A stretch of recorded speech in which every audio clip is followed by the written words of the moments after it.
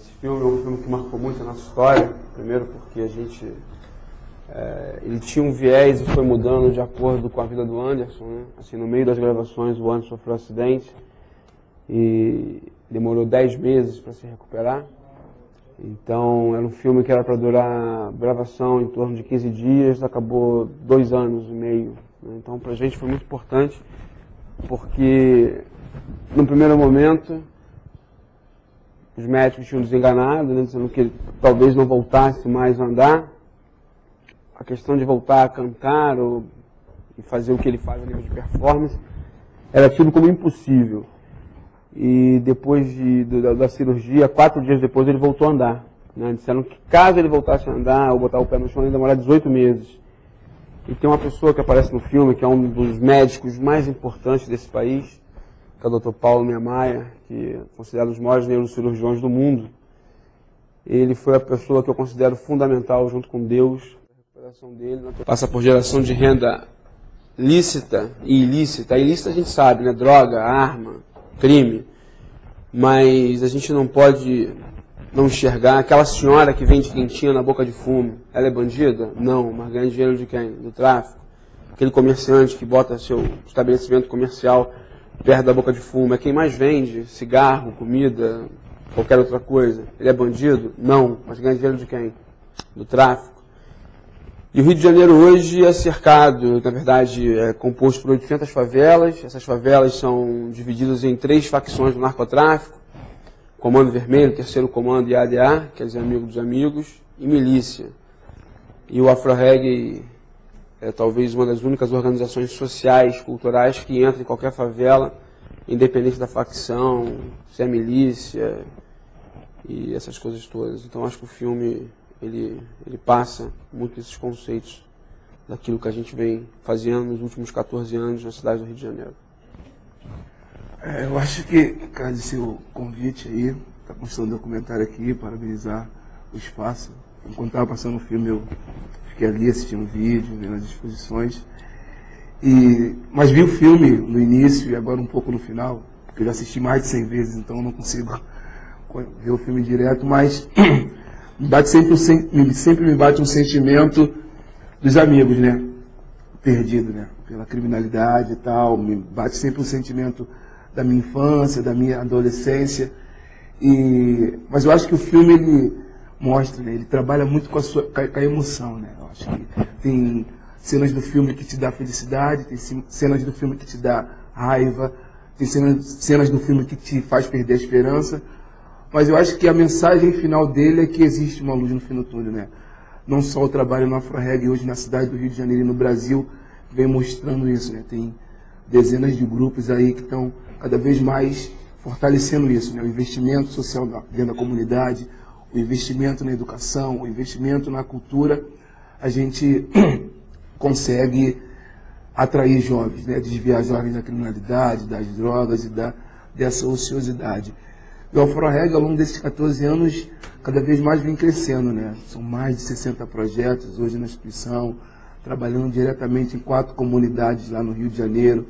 Tem um trabalho também muito magnífico com a Polícia Militar de Belo Horizonte. Então, cada vez mais, o Afro-Reggae vem mostrando que é possível mudar, né? Que é possível realizar um trabalho. Porque o Afro-Reggae também, dentro do seu conceito, tem essa missão de integrar classes, né? Pessoas de classes diferentes possam estar trocando, né? Cada vez mais esse intercâmbio cultural.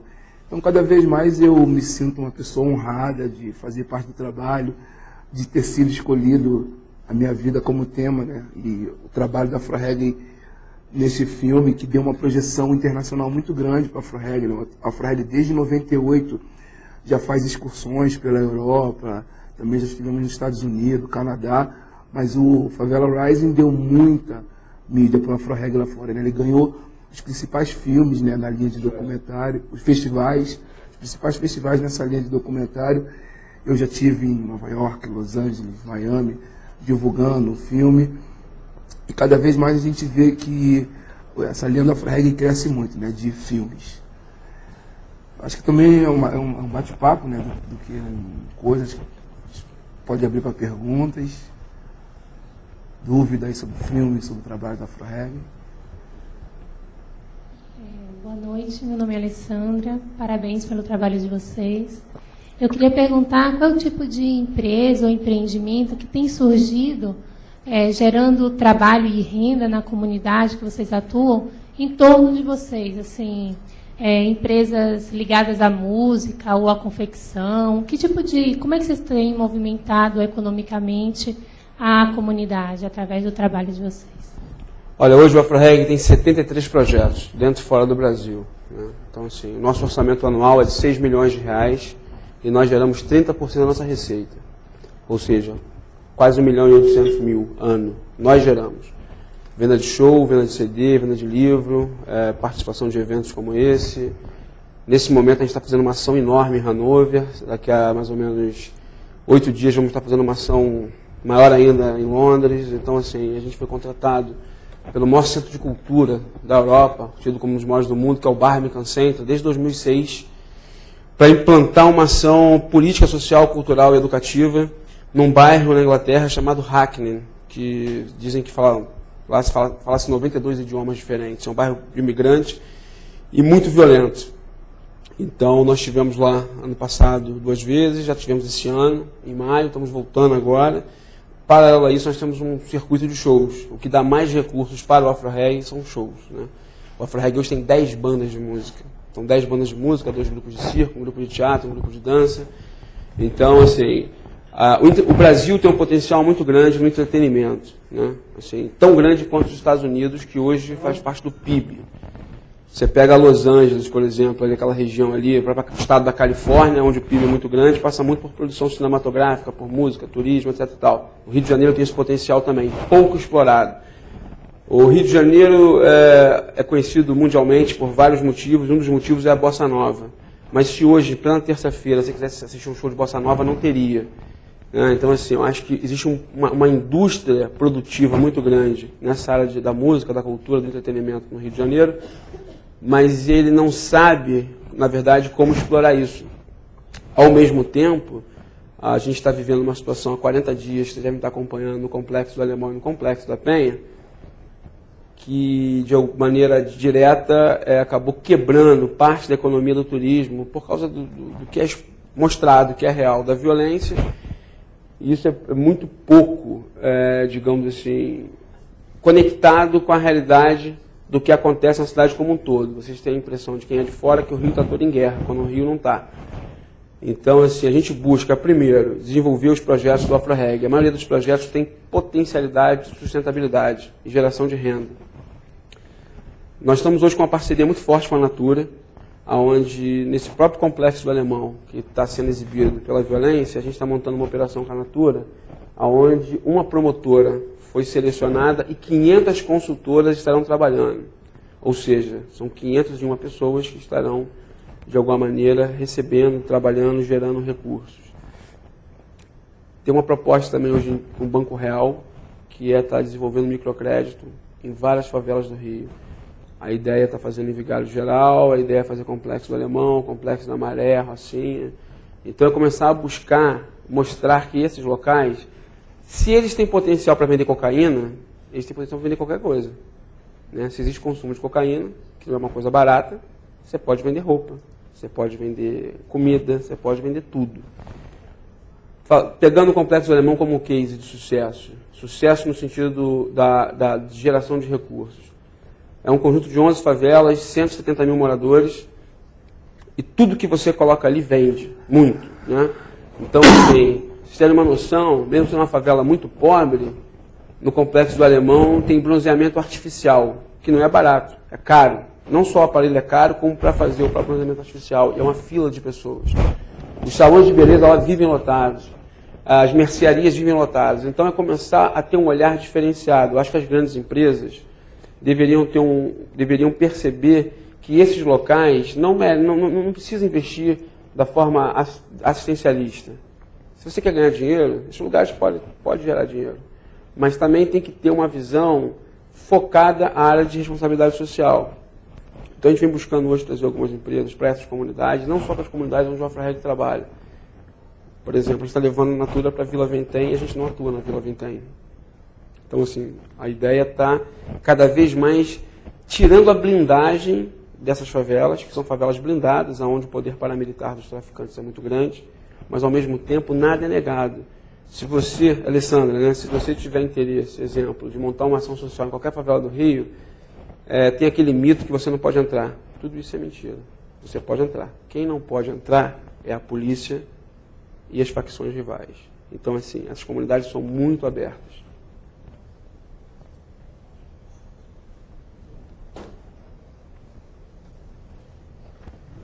Boa noite, meu nome é Renato. Qual seria, na opinião de vocês, o impacto da mudança da política nacional de drogas, ou seja, a liberação, a não criminalização da droga?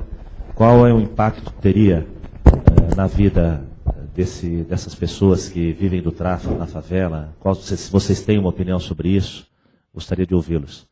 O problema do Brasil não é droga, é arma. A gente está sempre na Holanda, já ficamos 33 dias seguidos na Holanda, onde é um país, né, microscópico perto do Brasil, e que vende-se muito mais droga do que no Brasil.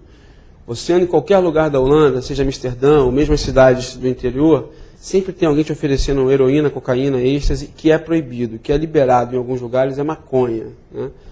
Então, uma vez mesmo eu estava na Central Station, em Amsterdã, e um cara começou a conversar comigo, falando de droga, e eu comecei a tocar na cintura dele. Assim, sem ele, aquela coisa do toque, para ver se ele estava armado. Ele não estava armado, conversei com várias pessoas também, que eram envolvidas com tráfico, e eles não usavam arma.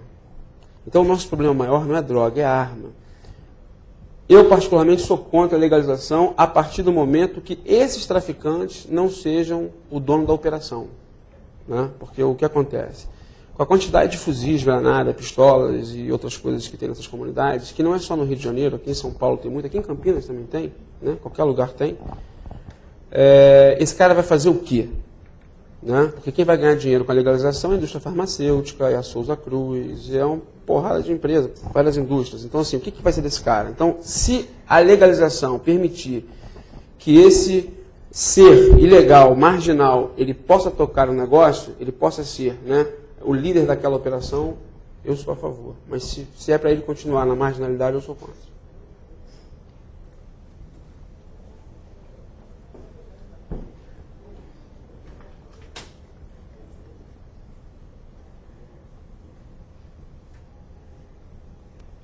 Boa noite, meu nome é André. Eu queria insistir num ponto que você pincelou muito rapidamente, mas que me parece fundante para entender as relações sociais de vocês ali dentro. Né? Trata-se dessa relação com o tráfico, né? Com os líderes das facções ou dos grupos, que seja. Porque me parece, até certo ponto, interessante para esses líderes do tráfico o surgimento de projetos como os de vocês. Até porque isso passa na mídia, passa uma imagem positiva daqueles líderes das facções com algum comprometimento social e por aí. Acontece que eu queria que você explorasse mais essa questão referente ao crescimento do poder do projeto. Que o projeto está ficando realmente grandioso. E você não visualiza uma possibilidade de uma rivalização do poder dentro das favelas, que isso, na medida em que o projeto vai crescendo, dali vão emergir novos líderes. E, invariavelmente, as pessoas vão criar valores diferentes. Né? Então, como é que você vê esse prognóstico para o futuro, de uma possibilidade de emergirem líderes com comportamentos antagônicos ao que as facções, ao que os líderes das facções imaginam positivo? Bem, André, é o seguinte, traficante é do mal, não tem traficante do bem. Bandido é do mal, assim, essa coisa do bandido bacana, só em filmes de televisão, né? Então, assim, no passado até tinha uns caras interessantes, na década de 70, 80 e até partes meados da década de 90. Atualmente, com o genocídio que acontece no Rio de Janeiro, porque o que acontece? Os últimos 30 anos é uma das cidades onde o índice de jovens assassinados entre 14 e 19 anos é comparado a qualquer país de guerra. Então, o que aconteceu? Aquele bandido, abre aspas, bom camarada, fecha aspas, não existe mais. Aquele cara que não permitia que vendesse drogas para as crianças, aquele cara que não permitia que usasse droga perto de pessoas idosas, ou que não permitia que roubasse em torno da favela, esse cara não existe mais. Tá? Esse cara morreu, esse ser morreu, talvez assim, o último dos moicanos em 95. Porque o que acontece? A polícia do Rio de Janeiro, principalmente o BOP, que é o Batalhão de Operações Especiais, é a polícia mais letal do mundo. Não é do Brasil, não. Do mundo. Ao mesmo tempo que ela é a mais letal, ela é a que mais morre do mundo. A polícia do Rio é a que mais morre no mundo. E os jovens das favelas são os que mais matam no mundo e os que mais morrem também no mundo. Então, essa reciclagem, ela não permitiu que aquele cara, esse cara que eu falei do bom camarada, ele não conseguiu capacitar o seu sucessor. Então, se antes você tinha gestores do tráfico entre 35 e 40 anos, hoje o cara tem 16, tem 18 anos, e ele é drogado, coisa que no passado não era. Né? Porque no passado o máximo que rolava era o cara fumar um baseado, fumar maconha. Hoje ele é viciado em crack. Muito das ações criminosas que acontecem hoje no Rio de Janeiro, ela é porque esse traficante ou esse criminoso, ele é dependente químico. Então ele acaba roubando para manter o vício dele. São cada vez mais jovem, cada vez mais truculento, cada vez mais violento. Né? Então, assim, dificilmente você consegue ter algum tipo de interlocução. O Afroreg tem uma expertise muito grande de mediar conflitos em áreas de guerra. Só que essa expertise, quando você fala o que é mediar conflito em áreas de guerra, é sentar com o traficante. Sem hipocrisia. A gente senta com o bandido. Senta e negocia trégua, paz. Que negociação é essa? A gente oferece alguma coisa em troca? Não. A gente senta tanto com um rival de um lado quanto do outro. Né? E como a gente senta com a polícia também. Só que o papel do mediador é ser neutro. O mediador, ele não pode, por mais que a nossa bandeira seja da vida humana, seja do respeito, a gente não tem uma bandeira ligada a gente é comando, é terceiro, é LDA, ou é milícia, ou é polícia. Não é o nosso papel. Então a situação cada vez fica mais difícil. Com relação a eles, assim, a gente fortalecer, outra frente não fortalece, a gente fortalece a favela. O tráfico não equivale nem a 1% da população de uma favela. Tá? O crime, não é nem o tráfico, o crime. Porque quando a gente fala em crime, a gente está falando do cara que rouba, do cara que faz tráfico, do cara que sequestra, tudo isso. Não equivale a não é nem 0,5%. Aí a pergunta é, porra, se não é nem 0,5%, por que faz tanto barulho? Essa é a questão. Como é que uma população tão pequena consegue, de alguma maneira, criar um para-estado? Porque acaba criando um para-estado. Aqui no Brasil, no Rio de Janeiro, está quase. A gente teve uma experiência recente na Colômbia, a gente fez uma ação forte em Bogotá, Medellín e São José do Apartador, há 2 meses atrás. Onde a gente vem hoje percebendo, sim, vocês devem acompanhar também, que todo mundo está batendo cabeça para Bogotá. Mas pouco se fala do acordo que foi feito com os paramilitares. Hoje quem toca parte do Estado, inclusive a Colômbia é considerado um para-país, porque os paramilitares lá, eles acabam dominando a parapolítica, acabam dominando o paranegócio. Então você começa a entender que, na verdade, existiram alguns acordos também para não ter esse confronto que tinha, por exemplo, em Medellín, que tinha em Bogotá. Em Bogotá você tinha um índice de assassinatos por 100 mil pessoas de 80 por 100 mil habitantes. Então é muita gente. Isso caiu para 18. Né? Agora, caiu também porque houve investimento, não tem só o lado ruim, tem um lado bom. Bogotá, saiu uma pesquisa recente das 12 bibliotecas mais visitadas do mundo. A primeira fica em Bogotá. Né? Quando que a gente poderia imaginar que um país da América do Sul teria mais visitação em biblioteca do que Paris, do que Nova York, ou do que Moscou? Bogotá passou. Eu fui nas bibliotecas, é fantástico. É uma coisa assim de alta tecnologia. E os jovens, eles não são obrigados, como aqui no Brasil, a ir para a biblioteca, né? As escolas acabam meio que obrigando. Os caras vão de livre e espontânea vontade. Então, assim, tiveram ações muito positivas, muito afirmativas, muito interessantes em Bogotá, mas também tiveram os acordos. Então, assim, tem aspectos... É como se o Serra fizesse um acordo com o PCC. Entendeu? Em parte. Ó, tudo bem, aqui em Campinas eu não vou me meter com vocês, mas em São Paulo vocês dão uma aliviada. Tem acordos desse tipo também. Né? Isso não vaza aqui, mas lá discutido isso claramente. Entendeu? Então, eu acho que a situação do Rio hoje é uma situação muito difícil. Ao mesmo tempo, pela primeira vez na história, nós temos um governador que dialoga com o prefeito da cidade, da capital, e está dialogando com o presidente da República. Se você pegar historicamente Brizola, Moreira Franco, Marcelo Alencar, Garotinho, Rosinha, não dialogavam. O governador atual tem um diálogo muito forte e também temos hoje uma cúpula de segurança pública, que é a cúpula de segurança pública mais idônea de todos os tempos. E o que é mais contraditório é que nunca teve tanto confronto como agora. Aí a gente pergunta por quê?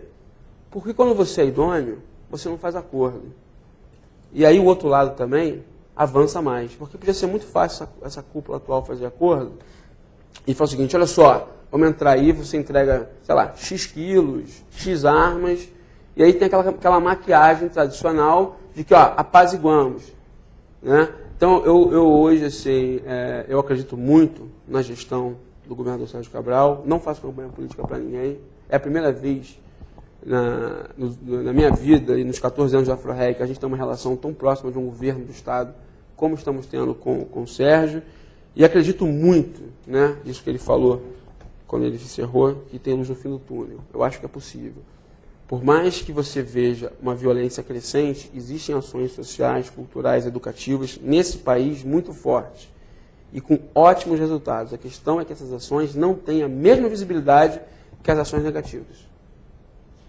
E hoje é bem marcante esse momento para a AfroReg, falando um pouco dessa coisa do tráfico, que a AfroReg nunca teve tanta procura com relação a traficantes, pessoas ex-presidiárias, como nesse momento. A gente chega a ter posso dizer, quase dezenas de jovens esperando um retorno nosso para que consiga empregos para eles. Né? Uma galera abandonando mesmo, por causa dessa crise, que o Júnior já falou um pouco, essa barbárie acontecendo, né? Então tem uma galera afim de mudar a sua vida, né? O AfroReg está até começando internamente a discutir um projeto de que forma a gente ajudar. Porque antigamente o AfroReg ia até a Boca de Fumo, né? Fazer incursões para resgatar essa galera. Hoje não. Eles já procuram a gente, já está acontecendo o oposto. Né? A gente já não está tendo mais que ir na Boca de Fumo para tentar tirar o cara. Boa parte das bocas de fumo da Zona Leopoldina, da Zona Norte, faliram. Né? Não vende mais droga. Né? Então você vê boca de fumo que não vende droga. O cara ganhava 3 mil e agora 80. Como a máquina não pode parar, como é que ele faz? Ele acaba indo para a rua, assaltar e praticar outros delitos, entendeu? E também, assim, isso que ele falou, nunca teve tantas pessoas envolvidas com crime como agora, querendo largar a criminalidade. Isso está um número, assim, muito grande. Eu acho que se o governo federal, estadual e municipal implantarem uma política pública, que eu não vou usar nem o termo ressocialização, porque é uma palavra que sempre fracassou, né? Principalmente em volta aos presídios, mas se tiver um trabalho de capacitação dessas pessoas, que nem sempre são jovens, mas que estão ociosas envolvidas com a criminalidade, a tendência é baixar bastante o efetivo de pessoas envolvidas com crime.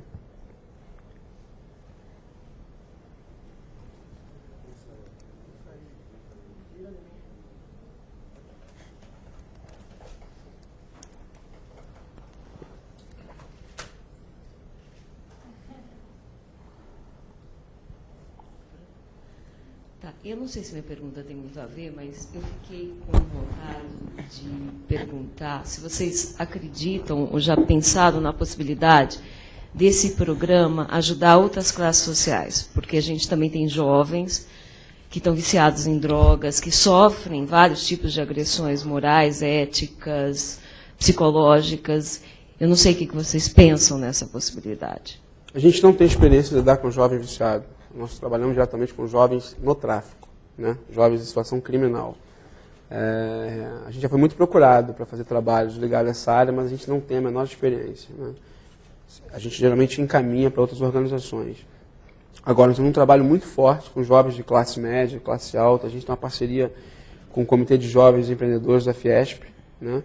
Que é uma das grandes, além de ser a Fiesp, né? Uma das federações mais importantes desse país. Tem um grupo de jovens que vem buscando, de alguma maneira, além de fortalecer os seus negócios, mas também de estar discutindo a questão social, não só na cidade de São Paulo, no estado de São Paulo, mas também no Brasil. Tenho recebido muitos jovens da Fiesp, lá no Rio de Janeiro. Eles têm participado de algumas ações nossas que já fizemos em Florianópolis, que fizemos em Porto Alegre, que fizemos em Belo Horizonte. Então, assim, a gente crê muito que é possível você criar uma ponte numa via de mão dupla, onde você integre classes sociais diferentes.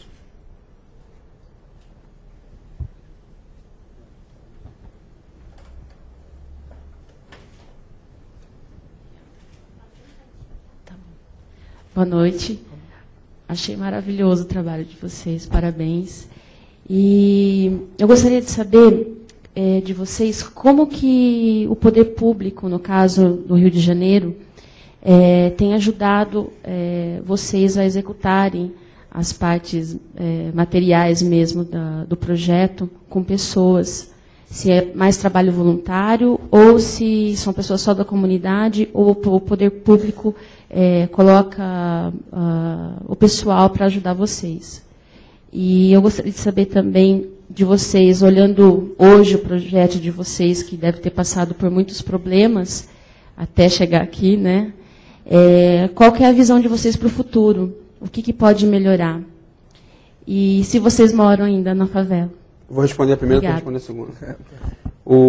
Hoje a gente, assim, não tem nenhum financiamento direto do poder público, tá? E nem sei se tem que financiar, no caso, o AfroReg, primeiro porque a gente hoje tem patrocínios. Essas imagens que vocês viram, na verdade, não condiz com a realidade atual. Exemplo, vocês viram a favela muito quebrada. É porque estava na época da reforma, a favela está toda urbanizada, aquela favela está muito bonita hoje. Perto, você fala favela, claro, não vamos esperar uma Vieira Soto, mais perto do que apareceu ali, aquelas coisas quebradas era uma reforma. O próprio AfroReg está construindo agora um centro cultural chamado Ali Salomão, que vai ficar, a obra termina em agosto, nós vamos inaugurar em janeiro, quando a AfroReg completar 15 anos, que vai funcionar 24 horas por dia, né? Vai ter salas multiusos, vai ter estúdio de gravação, videoteca, CDteca, biblioteca, sala de dança, sala de teatro. Se alguém quiser botar uma guitarra, no máximo volume às 3h30 da manhã, não vai incomodar, porque vai ter todo um tratamento acústico. Então, assim, o nosso espaço está ficando assim, um espaço bastante... a gente brinca, a gente chama esse espaço de Guggenheim da favela, porque ele é grande mesmo, chama a atenção. O próprio governo estadual está querendo replicar 10 desses espaços em algumas comunidades, pediu para a AfroReg implantar, e a gente falou o seguinte: olha, governador, o senhor monta e a gente dá expertise voluntariamente, tá? Mas a gente não tem interesse em montar. A gente não tem interesse de virar um McDonald's, ou seja, abrir um em cada esquina. A gente tem convite hoje para montar a AfroReg no Brasil inteiro, a gente não vai montar em nenhum lugar fora do Rio de Janeiro. O que nós fazemos hoje é fortalecer grupos sociais, culturais e artísticos do Brasil e do exterior com a nossa metodologia, tá? Então, assim, hoje a gente tem, por exemplo, a nossa folha de pagamento, 240 pessoas. Nós somos patrocinados pelo Banco Real, pela Petrobras e pela Natura, né? Patrocínio institucional. Nós temos hoje assim, possibilidades muito grandes de estar, principalmente, fortalecendo alguns grupos sociais em processo de gestão. Porque a maioria das ONGs tem um grande problema, gestão. Não é dinheiro, é gestão. Que eu posso dar 1 milhão para uma instituição e, por eu dar esse dinheiro para ela, quebrá-la. Ela não vai saber o que fazer. Então, o maior problema que as instituições sociais têm do Brasil, do mundo inteiro, na verdade, é gestão. Porque acha que basta captar recursos, e não é isso. O dinheiro, muitas vezes, atrapalha, não ajuda. Eu digo isso porque fui 4 anos voluntário, né? Morei em lugar muito pobre, hoje não moro em lugar pobre, moro na zona sul do Rio de Janeiro, sou classe média, né?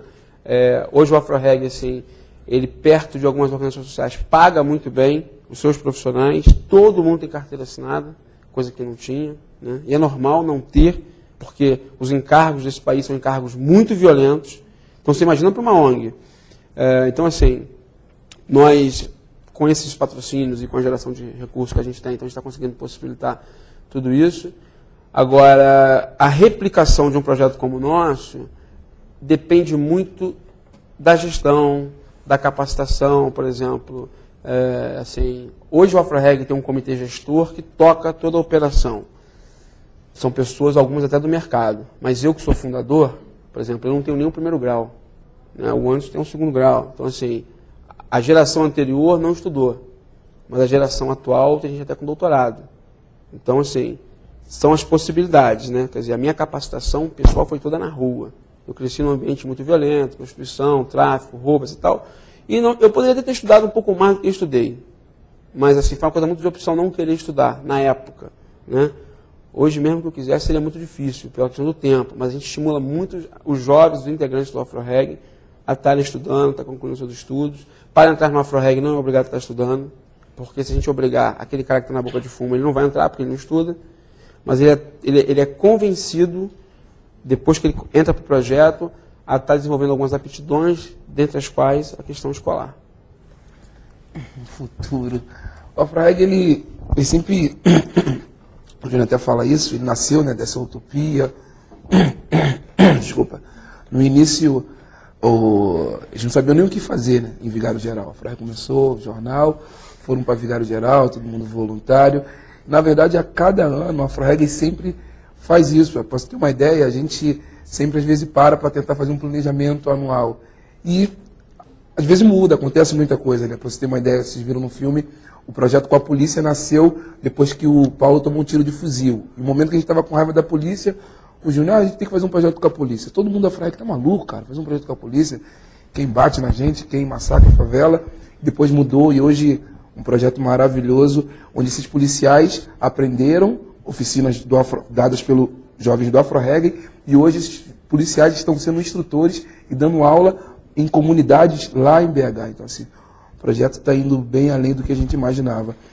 Na verdade, eu acho que um ponto muito positivo que o AfroReg está pensando é daqui a 5 a 7 anos gerar 50% da sua receita. E quem sabe daqui a 10 anos gerar 100%. Esse é um projeto que o AfroReg discute muito, porque a gente tem muito esse potencial, né, da geração de renda. É uma coisa que a gente espera para o futuro estar conseguindo. Além de centro cultural, que vai ser uma grande potência na favela. E esse projeto, né, de intercâmbio, de incentivar grupos, apoiar, trocar experiência com grupos, porque a gente é muito solicitado, né, para montar a AfroReg em muitos lugares. O que a gente faz é isso, é estar vindo, porque não adianta eu vir do Rio de Janeiro e tentar montar alguma coisa aqui. A estrutura do tráfico aqui é diferente, a realidade é diferente, a comunidade é diferente, tem que entender. Então, assim, no mínimo eu tinha que ficar aqui cerca de 6 meses a 1 ano para entender a comunidade, gírias, outras expressões. Então, nada melhor do que vir aqui, se tem algum grupo já começando o trabalho, a gente discute, ensina a metodologia da AfroReg, e vocês que estão aqui implantaria. Então, o futuro a gente vai vivendo. Oi, boa noite. Meu nome é Marisa. Queria parabenizar pelo projeto, pela iniciativa da AfroReg. Eu já conheci um pouco dessa iniciativa, agora eu consigo ver bem a fundo o trabalho de vocês. Parabéns. Pegando um pouco do gancho da pergunta dela sobre classe social mais alta, assim, a minha pergunta para vocês, assim, queria que vocês comentassem um pouco sobre a falta de referência para os jovens de classes mais altas. Assim, vocês comentam no filme, né, a falta de referência para os jovens da favela, mas o que eu vejo, assim, os jovens de classe alta também precisam de referências melhores, que assim, discute-se muito sobre Big Brother, novela, enfim, esses assuntos, e pouco sobre os empreendimentos sociais. Que até vocês são fellows da Choca, né? Eu sou fellow da Choca. Fellow da Choca. Então, que eu vejo tanto o trabalho da Choca quanto da Artemisia de patrocinar empreendimento social, e tem tantas iniciativas pelo Brasil, assim, e o que falta, assim, para ter essas referências? Mídia, de repente o trabalho da mídia, não sei. Eu ia começar, não vai falar, mas eu queria até começar falando isso. Acho que o papel, né, a mídia tem um papel muito forte nessa formação que você está falando, né, o que mostra e tal. Hoje o AfroReg é parceiro da Rede Globo, né? É bem bacana que a Rede Globo chama o AfroReg para discutir algumas questões, para falar sobre algumas coisas na cidade, Brasil, e dar um maior apoio ao projeto da AfroReg, porque a gente vive isso, né? O que passa na televisão, às vezes, pra você ter uma ideia, o Rio de Janeiro, digamos, há 4 anos atrás, estava vivendo muito essa coisa, né, da violência, e as coisas das facções eram faladas na televisão, traficantes acabavam se tornando referência, herói do Rio, que para o Rio, que manda no Rio. Então toda essa coisa vindo pela mídia acaba influenciando não só a comunidade, mas a classe média e todo mundo, né? E expressões, às vezes, que são ditas nas novelas, em programas, acabam fortalecendo cada vez mais essa narcocultura que o Júnior está falando, né? Essa linguagem, você conhece aquela expressão "é nós"? Essa expressão muitos artistas falavam, em novelas se falou, é uma expressão da criminalidade, da cultura do tráfico. Então acaba valorizando, né, dando um glamour a expressões. Então, cada vez mais o Afro-Reggae está trabalhando com relação a isso. A gente agradece muito que o Afro-Reggae acho que tem um reconhecimento a nível de Brasil muito grande por causa desse trabalho que a gente tem com a mídia, sempre dá o maior apoio. Mas eu acho que um trabalho muito positivo que devemos pensar isso, um trabalho com a mídia para essa mudança da conscientização da galera.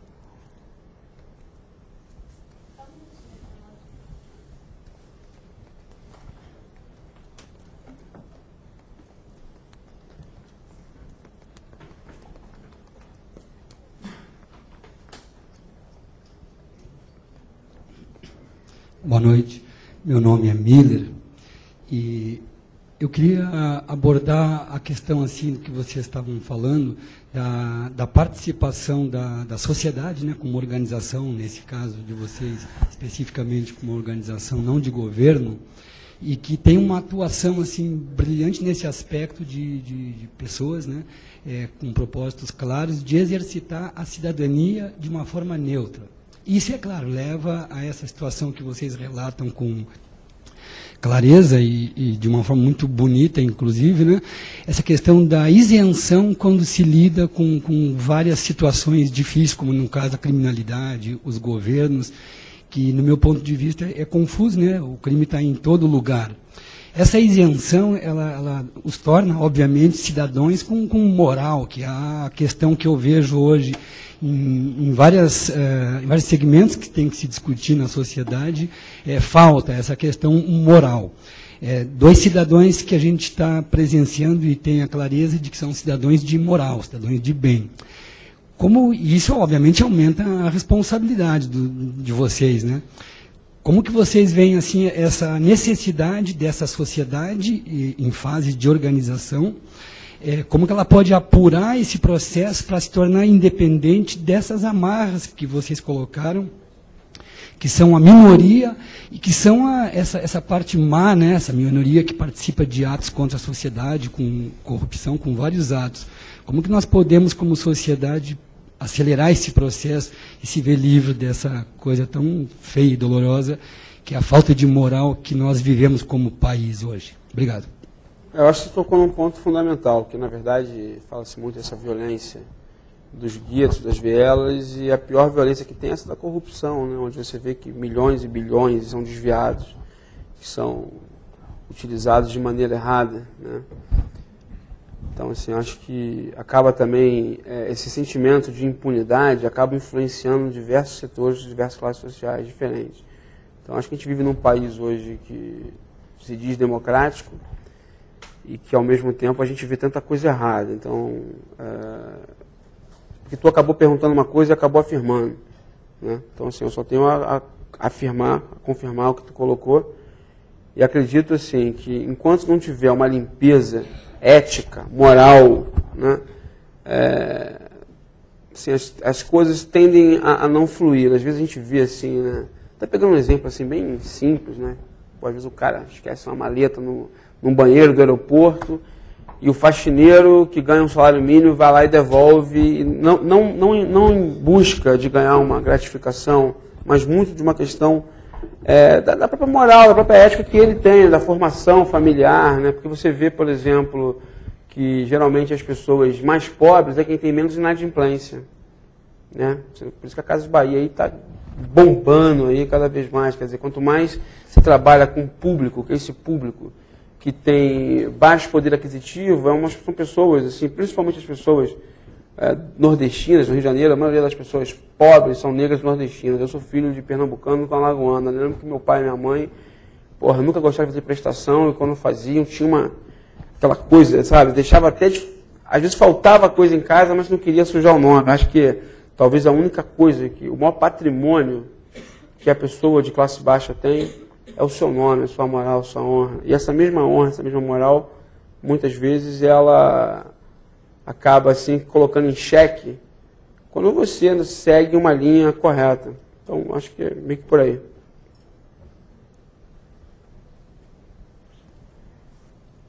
Boa noite a vocês. Eu queria, antes de tudo, agradecer muito por vocês terem acreditado e estão até agora nessa batalha, porque eu acho que as gerações futuras, os filhos, os que virão, vão poder ter um pouco mais de sonho do que podem ter hoje. Então, realmente, inicialmente, agradecer todo esse trabalho. E também queria saber um pouco desse aspecto artístico, quer dizer, como é que vocês estão dialogando, como é que o Afro-Reg tem se situado no mundo artístico de hoje, quer dizer, como é que essa população compõe com vocês, fazem projetos juntos. Queria que contassem um pouco sobre esse aspecto. Mas qual população? Os artistas, a classe artística, não só musical, mas de outros setores artísticos e culturais. Gostaria que vocês contassem um pouco como é essa comunicação entre vocês, se surgem projetos, se existem, se surgirão, um pouco por aí. Olha, o grande guru do Afro-Reg foi um poeta chamado Ali Salomão, que já faleceu, inclusive, o Centro Cultural vai ter o nome dele. O Ali, para quem não sabe, foi um dos fundadores do movimento eucarista, junto com Gil, Caetano, Torquato Neto e outros mais. O Ali foi o grande Exu do Afro-Reg, né? Porque no candomblé o Exu é o mensageiro. Então o Ali era o cara que fazia essas pontes para a gente com o meio artístico, pelo menos no começo do Afro-Reg. Logo em seguida, quando a gente criou a banda Afro-Reg, a gente convidou a Regina Casé e Caetano Veloso para serem os padrinhos. E dificilmente o Afro-Reg teria crescido da proporção que cresceu em 1995 se o Caetano e a Regina não tivessem apadrinhado. Nosso grupo de circo, por exemplo, em 97, foi criado em parceria com o Cirque du Soleil. O Cirque du Soleil mandou técnicos para o Rio de Janeiro e a gente não tinha nenhuma experiência com circo e ajudou a implantar o nosso programa Circense. A gente tem muita parceria, assim, por exemplo, o Gerald Thomas é um grande parceiro, já fez oficinas para a gente, para o nosso grupo de teatro. A gente tem uma produção artística muito grande, a gente está indo agora, na semana que vem, a gente está com os espetáculos no State Theatre, em Hanover, estamos com shows no Barbican, no Carnegie Hall, estamos fazendo Summer Stage. Quer dizer, a gente faz muita coisa nesse sentido de estar ocupando os espaços artísticos sem o viés social e alguns com viés social também. Agora, a parceria é muito importante. O Afro-Reg teve o luxo de ter aulas com pessoas assim, como, por exemplo, Carl Smith, que é o coreógrafo do Stomp. Claro que se a gente não tivesse o apelo social que nós temos, essas pessoas também não iriam fazer isso. Entendeu? Se fosse um grupo, de repente, da Zona Sul, ninguém teria interesse. Se fosse um grupo de jovens de classe média, sabe, você teria que pagar uma taxa. Eu lembro que a gente estava, quando o Gerald foi dar a oficina para a gente, Vigário Geral, ele tinha dado um workshop antes, em algum lugar no Rio, não lembro. Pô, e o valor era uma coisa assim altíssima. E para nós ele foi de graça, assim, custo zero, entendeu? Sabe? Aqui em São Paulo a gente tem uma parceria que eu considero talvez assim, uma das mais importantes, que é com o Sesc São Paulo. Ninguém investe mais em cultura nesse país do que o Sesc São Paulo, né? O Danilo Santos de Miranda é uma autoridade máxima. A gente já fez até algumas coisas aqui em Campinas com o Sesc. Há menos de um mês a gente fez um show aqui, mas foi um show fechado para TAM. Não lembro o nome de um hotel que tem aqui. É um hotel, um resort que tem aqui, né? Então, eu acho que a gente está muito ligado, muito conectado com o que está acontecendo. Nós criamos um projeto em parceria com a Prefeitura do Rio, até quando o Anderson aparece no filme falando para milhares de pessoas, aqui não tem comando disso ou daquilo, coisa e tal, são as conexões urbanas. Foram 46 shows nas favelas mais violentas do Rio, com Gilberto Gil, Caetano Veloso, Rapa, Daniela Mercury, Cidade Negra, Gabriel Pensador, Fernando Abreu, Skank, todo mundo, Los Hermanos, todo mundo. Eram shows para 30, 40 mil pessoas, de graça, com a mesma estrutura do Réveillon da Praia de Copacabana, só que na favela. Só era possível fazer isso com o poder público. No caso, a Prefeitura foi quem patrocinou, foi quem financiou e quem produzia junto com a gente. Era um projeto em conjunto que nós fazíamos. E o que era muito interessante é que a gente conseguia parar a guerra com música. No lugar que estava em guerra, a gente metia um show, acabava a guerra. Aí você vê, né, assim, quando você tem boa vontade mesmo, sabe? Você consegue mudar muita coisa. Com boa vontade. Não precisa ficar aqueles discursos cheios de conteúdos, totalmente sistematizados, de que não, tem que fazer. Cara, boa vontade. A gente faz muita coisa com impacto super simples, né? Com pouco recurso. O Brasil tem uma vantagem, é por isso que hoje alguns projetos culturais sociais do Brasil estão sendo convidados a serem implementados em outros países. O AfroReg esse ano está fazendo ações. Já fez e está fazendo. Índia, Alemanha, Inglaterra, África do Sul, Estados Unidos, Canadá e Colômbia. Levar a nossa experiência. Aí a gente percebe assim que daqui a pouco, eu acho que o Brasil vai estar produzindo multinacionais do bem. Porque não é só a AfroReg não, tem o CDI do Rodrigo Baggio, que trabalha com inclusão digital, que está sendo implementado em 9 ou 11 países diferentes. Né? Então existem experiências assim, aqui muito ricas.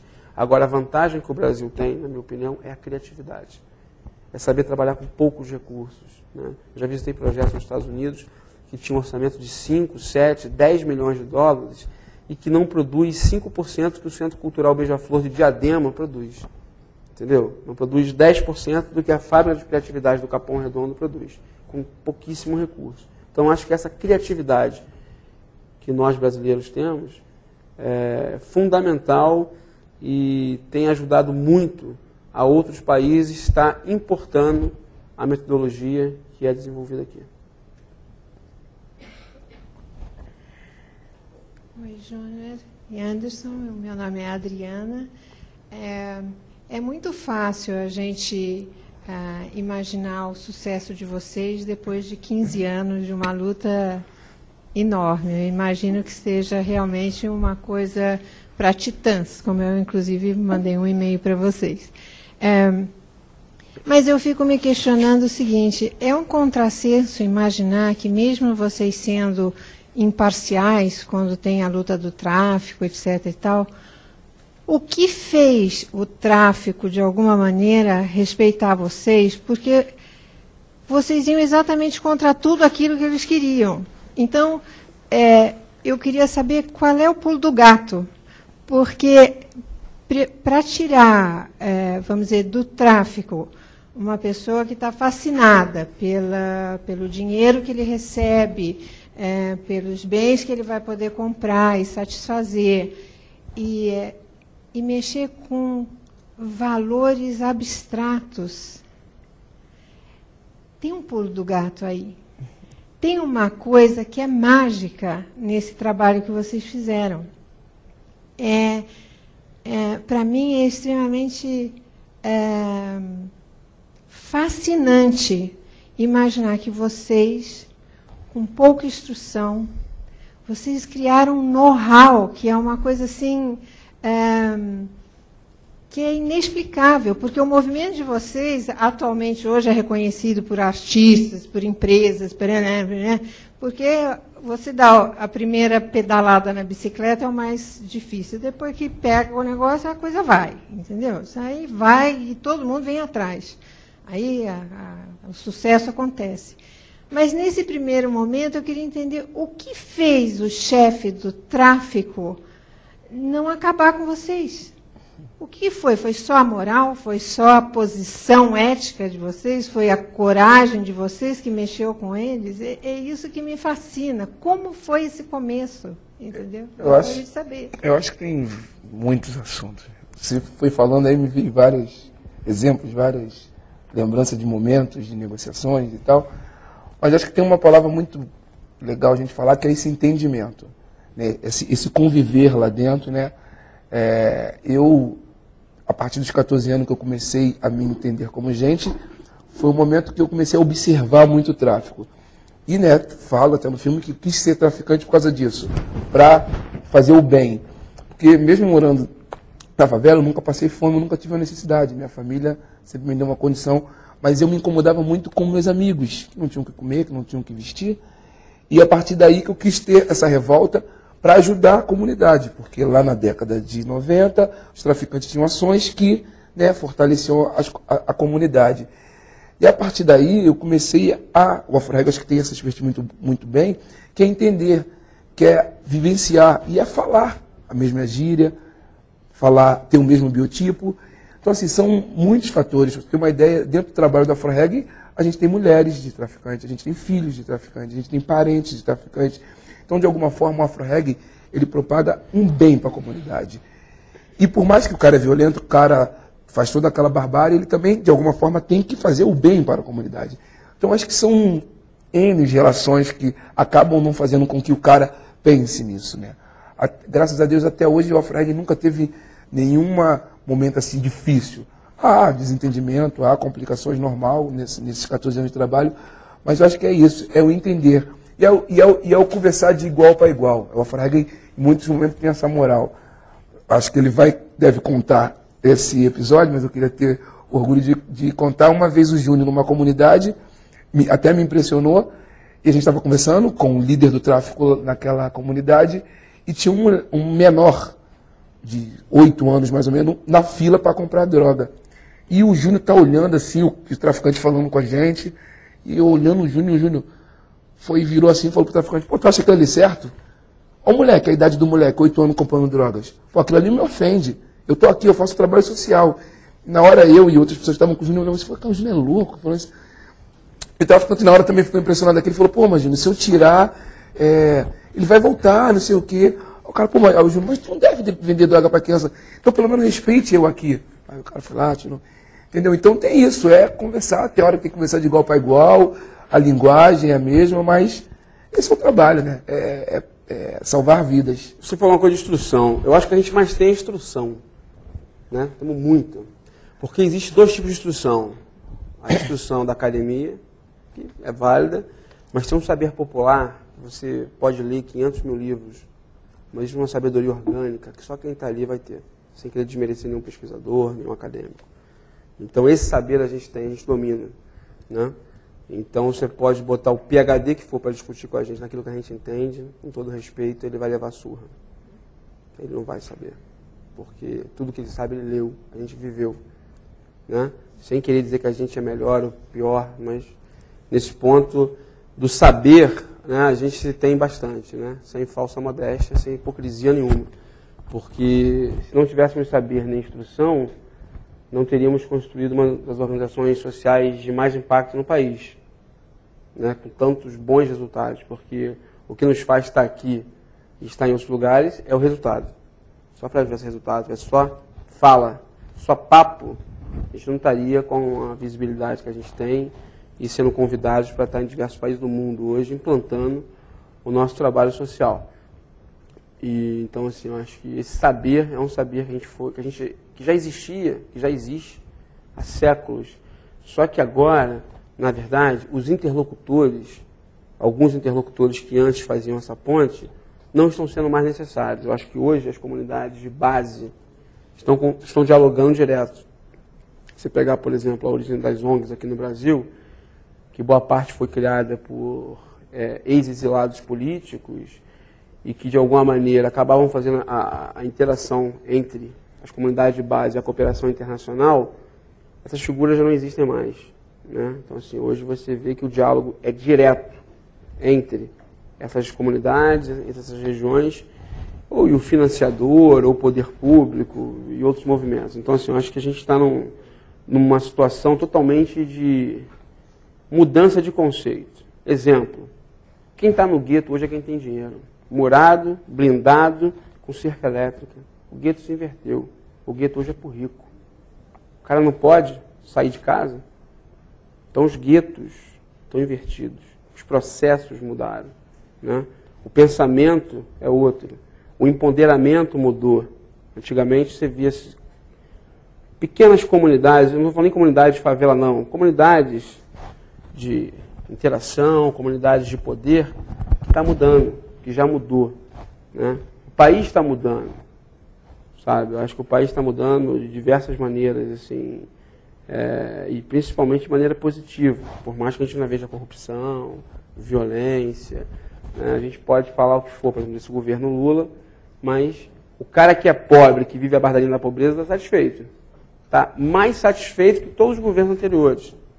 Então você vê que a situação vem mudando bastante, né? Assim, eu acho que pessoas como nós mesmo, que se fosse há 15 anos atrás, acho que você prefere não chamar a gente para dar uma palestra aqui. A gente não ganharia prêmio do Globo, de personalidade do ano. A gente não teria relação com as instituições que nós temos. Então as pessoas estão mudando. Eu acho que, assim, todo mundo merece uma segunda chance. Os empresários, né? A IBM, que apoiou o nazismo, eu acho que o ex-presidiário, todo mundo merece uma nova chance, né? sem querer falar mal da IBM, mas não tem como a gente não falar dessa questão, da Volkswagen, que também, de alguma maneira, apoiou o nazismo, quer dizer. E eu tinha um carro Volkswagen, então se for assim também, ninguém pode usar Volkswagen, ninguém pode usar IBM, ninguém pode beber Coca-Cola, que financiou a ditadura em diversos países do mundo. Só que a Coca-Cola mudou. As pessoas mudaram, os estatais mudaram, o poder público está mudando, sabe? Então, assim, eu acho que a gente não deve viver de passado, né? Mas, assim, eu acho que está tudo mudando. Eu mudei. Eu, por exemplo, tinha raiva da polícia. E hoje trabalho com a polícia. Entendeu, sabe? Eu acho que ele também. Ele queria ser traficante. E hoje ele é mocinho. Entendeu? Então, isso aí tudo muda. Quando eu citei essas empresas, nem quis citar no sentido de falar mal, mas eu acho que elas também mudaram, as pessoas estão mudando. O Bill Gates mudou, pô, sabe? Hoje você vê quantos bilhões ele doa aí, entendeu? Está todo mundo mudando. Eu acho que alguns mudam para pior, outros para melhor, mas o que é mais importante, você vê que quando a gente se junta, essa questão mesmo da camada de ozônio, ou de responsabilidade social, as pessoas, sabe assim, estão começando a se preocupar mais uma com as outras. Não na velocidade que nós necessitamos, mas está começando. Vamos passar para a última pergunta, por favor.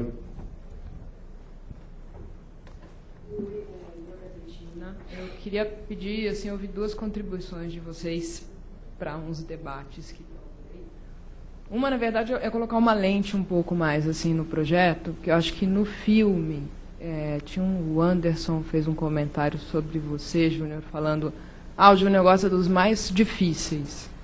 Assim, os mais complicados, aquele cara que todo mundo acha que não, ele é aquele que ele quer.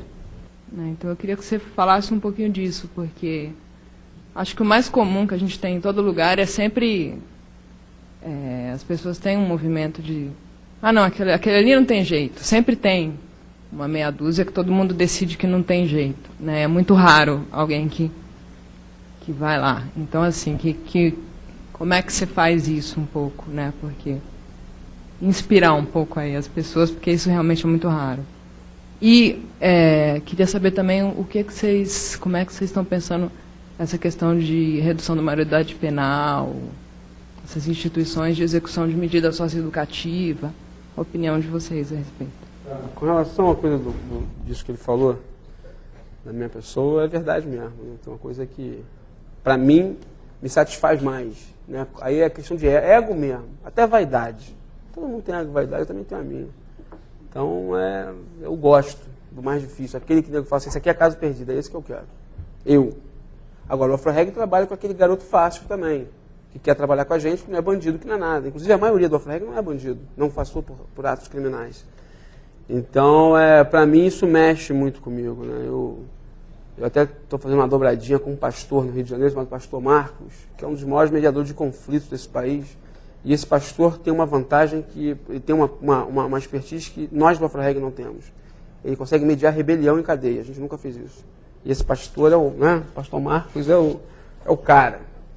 Então, eu acho que o que movimenta, o que me estimula, na verdade, é o seguinte: as pessoas que eu mais gostei na minha vida já morreram. E muitos dos meus amigos, assim, os caras que mais marcaram a minha vida, eles foram mortos. Ou morreram de AIDS, porque eu morei num lugar que tinha muita prostituição também. E eu lembro que quando eu fiz 21 anos, o meu melhor amigo tinha 16. Porque os caras de 19, 20, na minha idade, tinham morrido. Então, assim, aquilo me marcou muito, né? Eu falei... E até, eu lembro que, quando eu caí na real, eu falei, porra, assim, cadê os caras, bicho, assim, entendeu, sabe? Então, isso pra mim me mexeu muito comigo. Até hoje, o que me inspira são coisas ruins. Quando a gente faz esse trabalho com a polícia que ele falou, não foi porque a gente se conscientizou, porque um cara da Afro-Reg tomou um tiro de fuzil no pé. Então aquilo despertou ódio, revolta, rancor, mas a gente, vamos segurar, vamos digerir isso melhor. Então, assim, os meus ou as minhas musas inspiradoras são situações negativas e ruins. Né? Por mais que você veja o Afro-Reg às vezes tocando, feliz, um espetáculo legal, um centro cultural, as nossas motivações são negativas. Isso tem muito a ver com uma divindade hindu chamada Shiva, que primeiro destrói e depois transforma. Né? eu tenho uma relação muito forte com essa divindade, assim, inclusive quando eu estive na Índia agora, eu senti muito essa força dessa divindade. Para nós ela funciona da questão espiritual, mas também da questão cultural, que é uma cultura em torno do mito de Shiva, de Nataraja. Então é uma coisa muito forte que mexeu comigo. Com relação à maioridade penal, a gente hoje tem uma experiência no Degase, que seria a FEBEM, daqui, lá no Rio. E a gente está super feliz porque a gente teve uma mesma experiência em 2000, 2001, e dos nossos quase 100 alunos, a maioria morreu e voltou para o crime. E a gente agora, quer dizer, eram nossos alunos, a gente ficou uma semana só, mas agora a gente foi convidado pela Secretaria de Direitos Humanos do Governo Federal e pela Obra Social do Governo Estadual do Rio para montar um programa dentro do Padre Severino, que é o lugar mais complexo que tem lá. E até agora saíram, já nesse período que a gente está trabalhando, 3 jovens foram colocados em liberdade, e os 3 estão no Afro-Reg. Então a gente está com um índice bacana assim, de aproveitamento. Eu acho que não adianta querer reduzir, porque se é 18 para 16, daqui a pouco é 14, daqui a pouco é 12, e o problema não é esse. E aí, pegando o aspecto da violência, fugindo um pouco da tua pergunta, mas tem ainda a ver, você pode colocar 1 milhão de policiais na rua, que não vai resolver nada. Porque a questão passa por educação, passa por habitação. Você vê, a maioria dessas comunidades de baixa renda, todos os imóveis, todo o terreno é ilegal. Entendeu? Então, às vezes você vê o cara não tem estímulo. Ele até poderia melhorar a sua casa, a sua fachada, ou a sua comunidade, mas ele não tem estímulo nenhum porque ele sabe que no fundo aquilo ali não é dele. Então, enquanto não tiver investimento em habitação, educação, desenvolvimento social, geração de renda, a questão de gênero, tem uma violência no Brasil que é muito pouco citada, e na Índia, por exemplo, é muito forte, que é a violência doméstica. Eu, por exemplo, convivi muito com isso, né? Assim, eu tive problema assim, na minha casa. Meu pai batia muito na minha mãe. Meu pai bebia muito, minha mãe fumava muito. Então, assim, eu, por exemplo, eu nunca bebi nada com álcool na minha vida, nunca fumei cigarro, nunca usei droga, nunca experimentei nem, não sei nem qual hoje cerveja. Mas comigo aconteceu um efeito contrário. A maioria dos jovens que têm violência doméstica em casa, motivada por álcool, que eles acabam bebendo também. Eu sou um caso raríssimo, né, que passou a ter raiva. Eu, assim, a Afro-Reg, inclusive, não aceita nenhum tipo de apoio e não participa de nenhum evento que seja patrocinado por empresa de álcool, tabaco ou arma. E quando você fala em empresa de álcool, você está falando que os principais festivais do Brasil de música, a gente está fora. Porque a gente não participa. Entendeu? Então, assim, a gente tem bandas hoje que poderiam estar gerando muito mais divisas, poderia estar com muito mais visibilidade no mercado, mas como a gente não aceita participar, porque você viu uma determinada logomarca lá, isso dificulta. Então, assim, a Afro-Reg é um grupo muito complexo e às vezes muito chato, porque a gente também cobra dos jovens para não beber, para não fumar, para não se drogar, né? Então, assim, às vezes eu fico pensando, né? Porra, o que esses garotos querem ficar no Afro-Reg? São um grupo tão cheio de regras, né? Porque o que acontece? Ali no vizinho ao lado pode tudo. Porra, aqui não pode às vezes não pode nada. Mas o que faz com que a gente, na verdade, cada vez mais tenha esses meninos, ou tenha policiais participando, inclusive amanhã nós vamos fazer um show no São Paulo Fashion Week. Né? Eu fico pensando, né? Porra, quem diria, né? Porra, a gente vai tocar no São Paulo Fashion Week. O que a gente tinha a ver com o São Paulo Fashion Week? Ou com qualquer evento de moda, há 7 anos atrás. Estamos lançando uma grife também de roupa, depois de amanhã. Mas o que é mais legal nesse show do São Paulo Fashion Week é que vai ter uma cena, que é a última música, que a Polícia do Rio vai tocar com a gente. Imagine. Entendeu? Que é algo mais Imagine do que a Polícia do Rio com a Afro-Reg. E vai ter um cara chamado César Lopes, que criou um instrumento chamado escopetarra. É um colombiano que ele pega fuzis da guerrilha colombiana e transforma em guitarra. Eu trouxe até umas fotos aqui. Então, assim, ele vai tocar amanhã com a gente também. Então, assim, eu acho que isso tudo é muito importante, né? Você está dialogando, você está interagindo, você está dando possibilidades, né? E também, assim, uma coisa que a gente tem muito orgulho é que cada vez mais as chamadas minorias no Afro-Reg também vem tomando visibilidade, porque, assim, a gente lida muito com a cultura machista. Até bem pouco tempo atrás, no Afro-Reg, a maioria era homem, né?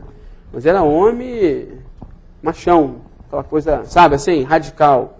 Porra, e hoje você vê assim, a quantidade de homossexuais coordenando o AfroReg. Em cargo de poder, mas não é cota, não. Os caras ganharam esse espaço, a quantidade de mulheres. A gente tem hoje 2 bandas femininas que são fantásticas, entendeu? Então, assim, a gente também está se reciclando, a gente também está mudando, a gente também está se adaptando, né? E detalhe, esse show com a polícia que a gente vai fazer amanhã, de tanta gente tocar com esses policiais, dois deles viraram membros da banda. Hoje estão indo para Hanover, estão indo para Londres, e você se vê os policiais tocando com a gente, quer dizer, amanhã eles vão tocar fardado. Amanhã são 9 policiais tocando junto com a gente. Mas tem 2 que já são do AfroReg. Então quando você vê os caras junto com a gente, você fala, porra, assim, o que é isso? Entendeu? Sabe? O que está acontecendo? Dificilmente a gente vai conseguir mudar esse país se não juntar. Falei isso no filme. Sociedade civil, poder público, empresas privadas e a mídia. E se você também não acabar meio que perdoando, cedendo, cara, a gente tem que entrar no processo de anistia. Mas anistia de tudo. Sabe, se eu não gosto de você, vou ter que anistiar. Se eu estou chateado com a empresa, vou ter que... Porque é o momento. Sabe? Vai ser difícil se todas as partes não cederem. Entendeu? Se só um lado ceder, não rola. Acho que todo mundo tem que ceder. Para a gente poder chegar numa favela ideal, num bairro ideal, numa cidade ideal, num estado legal, num país ideal e, quem sabe, num mundo melhor.